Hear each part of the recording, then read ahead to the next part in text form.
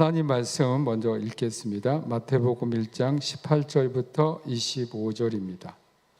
마태복음 1장 18절부터 25절 우리 한 절씩 교독하겠습니다. 제가 가진 성경 마태복음 신약성경 1페이지가 되겠습니다. 제가 먼저 18절 읽겠습니다. 예수 그리스도의 나심은 이러하니라.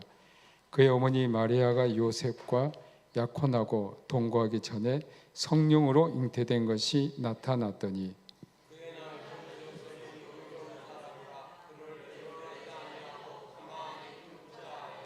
이 일을 생각할 때에 주의 사자가 현몽하여 이르되 다윗의 자손 요셉아 내 아내 마리아 데려오기를 무서워하지 말라.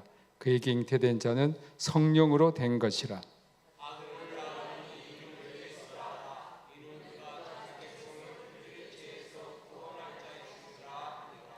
이 모든 일이 된 것은 주께서 선지자로 하신 말씀을 이루려 하심이니 이르시되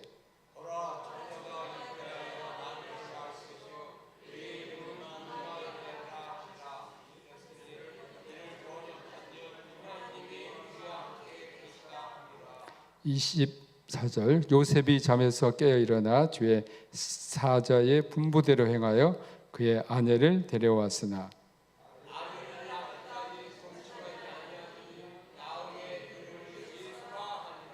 아멘. 앞으로 계속 이제 마태복음 사실 성경 공부라고 여러분들이 생각하시면 좋을 것입니다. 제가 이제 이 성경 공부를 하면서 여러분들이 일반적으로 목사님들이 하신 그 성경 공부와는 좀 달리 이 성경 안에는 신학적인 굉장히 중요한 내용들이 다 들어가 있어요. 그래서 그런 것도 제가 여러분들에게 알려드리고 또 교회사적으로 어떤 그 문제들이 있었는지 여러 가지 방면에서 알려드릴 것이니까 여러분들이 이 수요일 예배에 되도록 많이 나오시면 좋겠습니다. 어쩌면 제가 이제 신학 공부하고 대학 교수를 하고 이제 마지막 어떻게 보면 결정판이다 할 수 있습니다. 저는 이제까지 교회 역사를 통해서만 이야기를 했는데 성경 말씀을 통해서 이 말씀이 교회 역사에서 그리고 교리적으로 또 성서적으로 어떤 의미가 있는지 그런 말씀을 전해드리겠습니다. 자, 우리 18절 보시면 예수의 아버지 요셉이 나옵니다. 사실 예수님의 그 아버지 어머니에 대해서는 그렇게 자료가 많지 않아요. 성경이 나온 거 보면 요셉은 마태복음, 누가복음에만 나옵니다.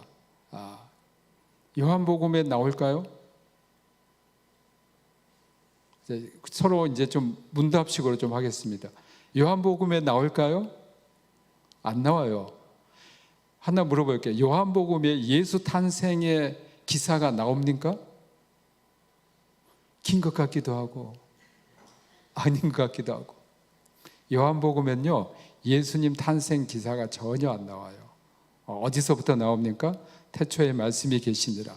이 말씀이 하나님과 함께 계시니 바로 이 말씀이 누구냐? 예수 그리스도다. 이렇게 나왔기 때문에 예수님의 탄생에 대한 기사가 전혀 안 나옵니다. 그러니까 요셉 이야기도 물론 안 나오죠. 이 요셉은 마리아와 함께 베들레헴에 가서 예수님을 낳았습니다. 그 탄생 기사에 대해서 상당히 자세한 것이 누가복음 2장 4절 그리고 16절에 나옵니다. 또 요셉은 예수님이 성전에 계실 때에 마리아와 함께 있었습니다. 누가복음 2장 33절에 나오고요. 예수님을 데리고 예굽으로 피신했다가 나사렛에 돌아옵니다. 사실 이제 예수님의 그 소식을 듣고 우리가 또 앞으로 또 배울 것입니다만 헤롯이 2살 이하의 유아를 다 살해하라는 명령을 내리게 되죠. 그래서 꿈에 나타나서 요셉이 마리아를 데리고 이집트 그러니까 애굽으로 잠시 피신하게 됩니다. 그리고 직업은 목수였습니다. 그러니까 마태복음 13장 55절에도 나오고요. 또 마가복음 6장 3절에 보면 이 사람이라면 예수님을 가리키거든요. 마리아의 아들 목수가 아니냐, 이렇게 그 동네 사람들이 이제 이야기를 하죠. 예수님이 동네에 나타나고 자란 동네에 나타나서 이적을 행하고 하나님 말씀을 전하니 깜짝 놀란 거죠. 근데 마가는 왜 이렇게 썼을까? 이 사람이 마리아의 아들 목수가 아니냐. 여기 뭐라고 했어요? 요셉의 아들 목수가 아니냐 한 게 아니고 마리아의 아들 목수가 아니냐. 이것은 우리가 볼 때에 예수님은 요셉의 피를 받지 않고 누구의 피만 받았을까? 마리아의 피만 받았다는 동정녀 탄생을 강조하기 위해서 육신의 아버지를 부정한 거다라고 볼 수가 있습니다. 그리고 이 사람이 마리아의 아들 목수가 아니냐, 이걸 보면 요셉이 일찍이 사망했음도 이 문장에는 나타나 있습니다. 그래서 일반적으로 성경학자들이 볼 때는 예수님도 직업이 목수일 거다. 그리고 아버님이 일찍 돌아가셨기 때문에 가장으로서 책임을 지셨다, 이렇게들 이야기합니다. 두 번째 등장하는 인물이 예수님의 어머니 마리아입니다. 마리아에 대해서는 예수님 탄생과 12살 때 예루살렘에 올라간 내용이 누가복음 2장 41절부터 51절에 나옵니다. 또 마태복음 13장 55, 56절에 의하면 마리아는 예수님 외에 적어도 6아이의 어머니였다는 것이 분명합니다. 근데 가톨릭에서는 이걸 지금 상당히 애곡해 갖고요. 마리아를 상당히 신격화했어요. 그게 이제 마리아는 태어날 때부터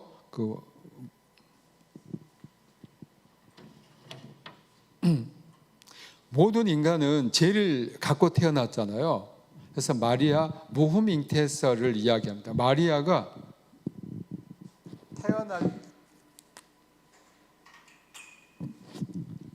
태어날 때부터 죄가 없었다, 이렇게 가톨릭은 주장을 하고요.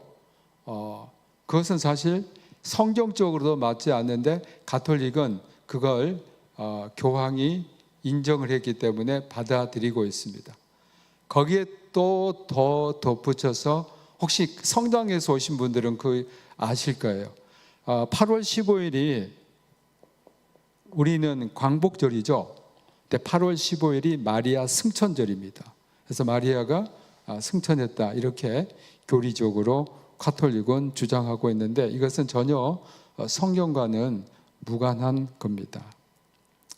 자, 그 다음에 예수님의 그 탄생을 분명히 성경은 뭐라고 했냐면 어머니 마리아가 성령으로 잉태되었다, 이렇게 말합니다.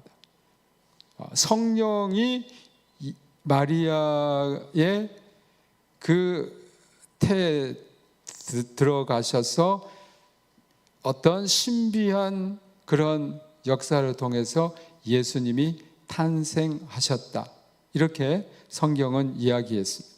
그래서 마리아는 인간의 그 성품을 갖고 있잖아요. 그런데 성령으로 잉태되었으니까 신성이 있어요. 그래서 인성과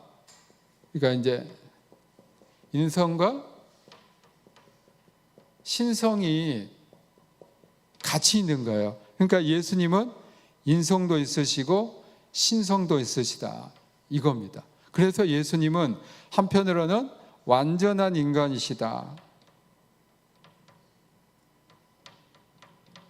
또 한편으로는 완전한 하나님이시다.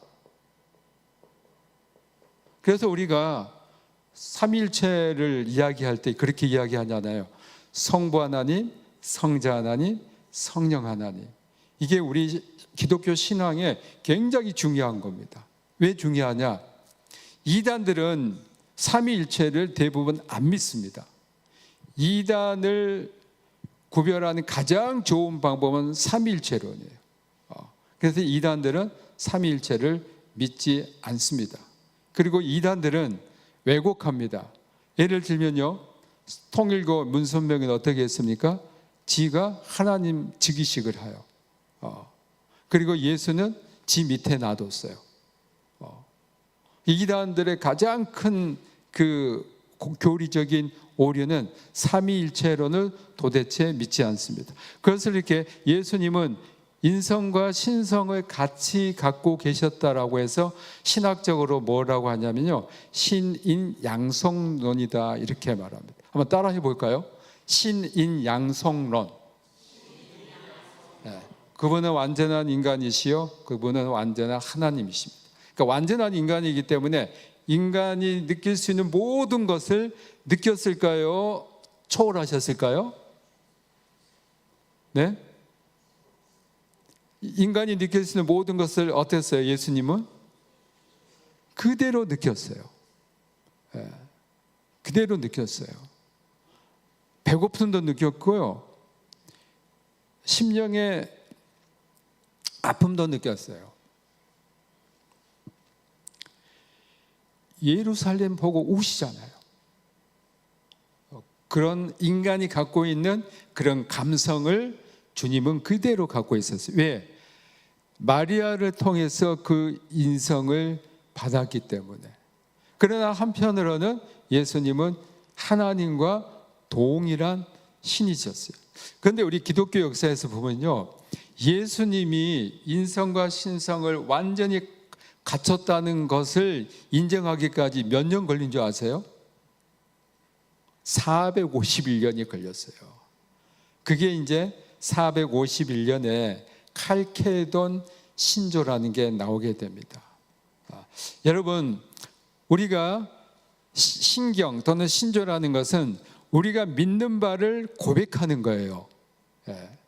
그래서 영어로는 어퍼슬 크리드라고 하지만 이 크리드라는 것은 신앙 고백이라는 것은 뭐냐면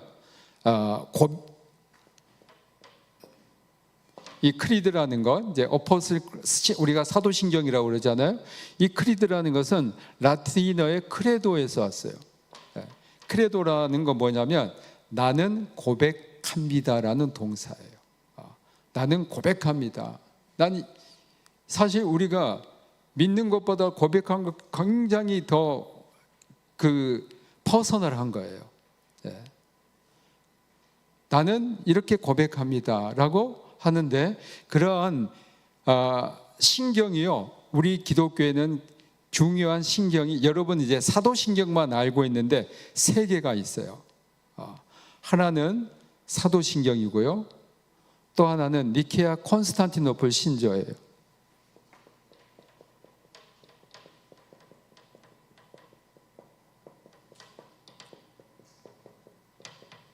또 하나는 아타나시우스 신조예요.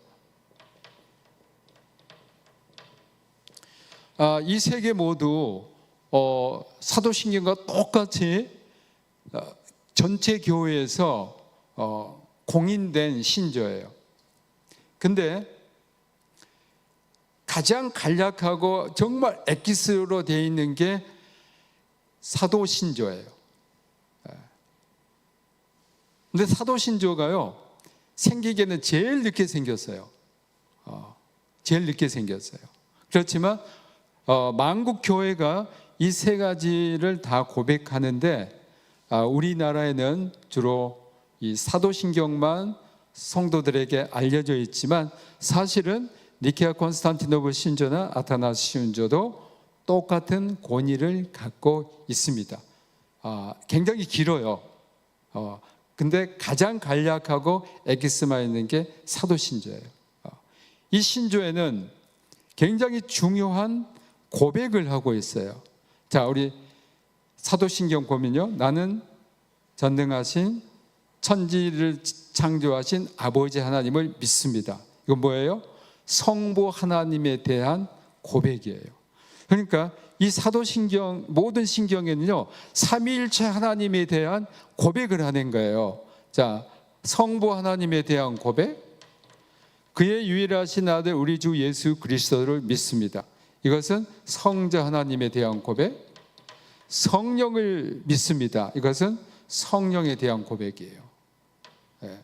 그래서 성부, 성자, 성령 하나님에 대한 고백은 이 세 개의, 이것을 우리가 에큐메니컬 신경이라고 하는데, 이 세 개의 에큐메니컬 신경에 다 들어가 있어요. 근데 왜 에큐메니컬이라고 하냐면, 에큐메니컬이라는 뜻은요, 한 집안이라는 뜻인데요. 고대 교회를 보면 원래 교회가 두 교회로 은연중 나눠져 있어요. 하나는 동방교회, 하나는 서방교회예요. 서방님의 교회라고 해서 서방교회가 아니고요. 서방교회는 주로 라틴어를 하는 지역 사람들이 있는 교회. 동방교회는 헬라어, 그리스어를 하는 사람들의 그런 교회를 동방교회라고 그랬어요. 그래서 이 두 교회를 서로 합한 것을 우리가 에큐메니칼이라고 그랬어요. 동방과 서방이 서로 합한 거예요. 이 두 교회 모두 다 삼위일체 신앙 고백을 하는 겁니다. 이게 바로 이제 신학교에 가서 조직신학이라는 것을 배우거든요. 이 조직신학의 근간이 돼요. 우리가 성부 하나님 신론, 성자 하나님 기독론, 성령 하나님 성령론, 이렇게 배우는 거예요. 그래서 신학자들이 이 사도신경을 가지고 신학적인 틀을 만든 거예요. 그래서 이 예수 그리스도가 신이요 완전한 하나님이요 완전한 인간이란 이 논쟁이요 교회에서 거의 451년 동안 있었다는 거예요. 그렇지만 예수 그리스도가 신인 양성이라는 이것이 결국 교회에서 승리하게 돼요. 그래서 칼케돈 신조의 일부분만, 기독론 부분만 여러분에게 제가 소개해 드리겠습니다. 우리 한번 같이 읽어 볼까요? 우리는 한 분이시며 동일한 아들이신 우리 주 예수 그리스도를 고백하는 바, 그분은 그의 신성에 있어서 완전하시며 이성적인 영과 몸을 가지사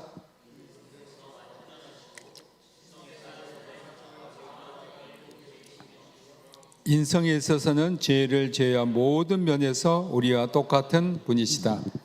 그는 또한 우리의 구원을 위해서 그의 신성을 따라서는 만세 이전에 아버지부터 낳으심을 입었고, 그의 인성에 따라서는 동정녀 마리아에게서 나셨으니 이는 하나님의 어머니이시다. 한 분이시면서 동일하신 그리스도요 아들이요 주님이신 독생 성자께서는 두 개의 본성으로 나타나셨으나 혼합도 없고 변화도 없고 분리할 수도 없고 떨어질 수도 없는 연합체이시므로 연합으로 결단코 두 본성의 구별이 없어지지 않았으며 각 본성의 속성은 보존되었고 하나의 인격 안에 한 본체로 함께 협력하셨으니 이는 곧 두 인격으로 떨어지거나 나뉠 수 없는 오직 한 분이시면서 동일하신 그리고 독생하신 하나님이시요 로고이신 주 예수 그리스도이시다. 아멘. 이 말씀 보면 이 성경에 동정녀로 탄생하셨다는 이 굉장히 큰 신학적인 의미를 마태는 기록하고 있습니다. 여기서 가장 중요한 게 이거예요. 어떻게 해서 인성과 신성이 한 몸 안에서 이루어질 수 있을까?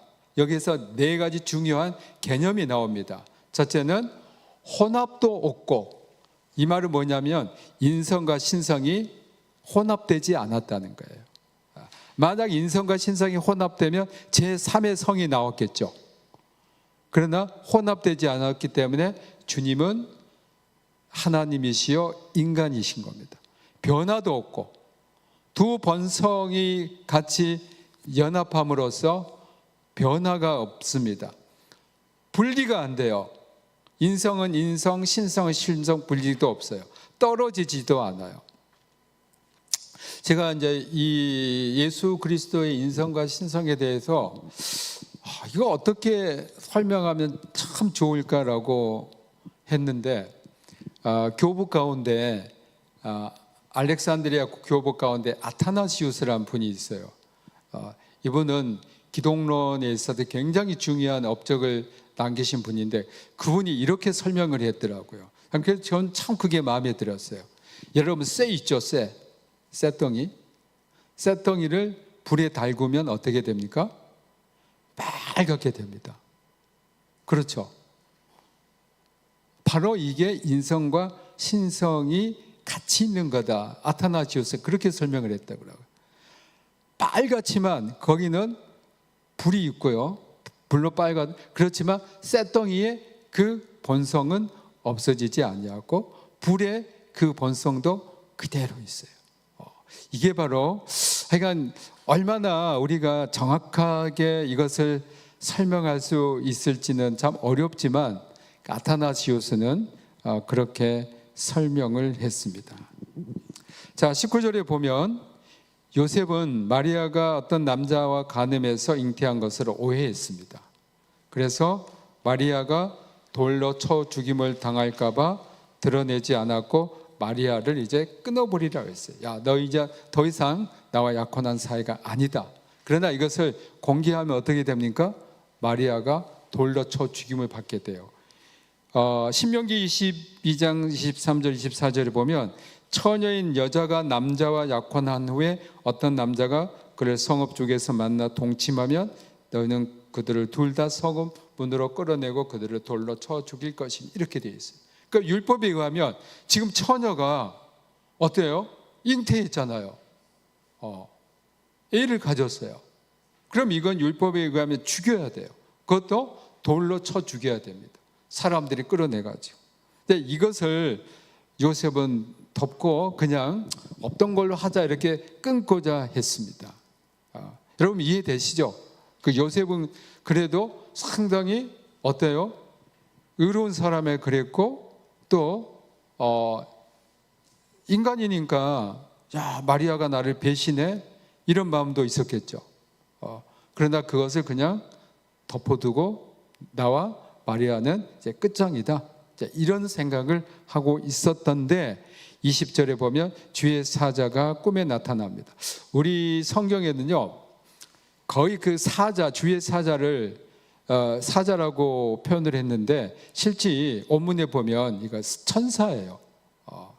그 개신교 우리 특히 이제 개신교에서는 천사에 대한 어떤 뭐랄까 약간 민감한 반응을 해요. 그런데 그래서 거의 성경에서 천사라고 번역을 않고 주의 사자로 이렇게 번역을 했습니다. 그러나 원래 그 뜻은 천사라는 뜻입니다. 천사가 꿈에 나타나서 마리아 데려오기를 무수하지 말라 그러면서 그에게 잉태된 자는 성령으로 된 것이다 라고 알려주었습니다. 그리고 이제 그 아이의 이름을 지시해 줍니다. 그 아이의 이름을 뭐라고 했느냐? 예수라 해라. 사람은 그 히브리어로 하면요 이게 여호수아라는 거예요. 똑같아요. 원래 이제 히브리어로 하면 예수아 이렇게 하는데 사실 우리 성경에 나오는 인물 가운데 모세의 후계자 여호수아도 히브리어로만 예수아예요. 그러니까 예호수아 이것은 나중에 이제 나온 이름이고요. 똑같은 사람이에요. 그러니까 사실 우리가 예수님이라고 할 때에 히브리 이름은 똑같아요. 예수아. 여러분이 The Passion of Christ 볼 때요. 마리아가 그 예수님을 부르는 이름이 똑같아요. 예슈아 그렇거든요. 그 바로 예수님을 히브리어 할 때는 예슈아고 사실 이것은 자기 백성을 그들의 죄에서 구원할 자다. 이스라엘의 메시아다. 그리고 이제 이를 임마누엘이라 하라 이제 이렇게 말하시잖아요. 자, 임마누엘 이렇게 이름이 되어 있는데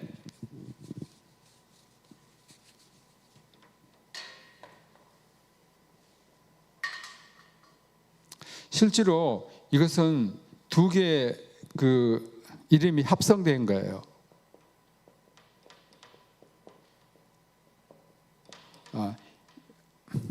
임마누 하면 이 우리와 함께란 뜻이에요. 히브리어로 엘 하면 하나님이라는 뜻이에요. 하나님의 이름이 여러 가지가 있거든요. 엘, 엘로힘, 아도나이, 이런 엘 샤다이, 여러 이름이 있는데, 우리가 임마누엘 하면 하나님이라는 뜻이에요. 그래서 히브리어로 하면 임마누엘 이렇게 되는 거예요. 우리는 그냥 임마누엘 하지만, 그래서 하나님이 우리와 함께 계시다라는 뜻이에요. 그러니까 두 개의 합성어다라고 볼 수가 있습니다. 그래서 예수님이 처녀의 몸에서 잉태된 것은 예언의 말씀이 이루어지는 것입니다. 그 예언은 이사야서 7장 14절에 있죠. 처녀가 잉태하여 아들을 낳을 것이다. 그 이름을 임마누엘이라 하라. 이사야는 BC 740년에서 680년경 활동했던 예언자잖아요. 그러니까 예수 그리스도의 탄생을 예수님이 탄생하기 약 700년 전에 선지자를 통해서, 예언자를 통해서 예언하신 거예요. 이 예언이 이루어진 것이에요. 그러니까 성경의 모든 주제가 누구냐면요, 예수 그리스도가 되시는 거예요.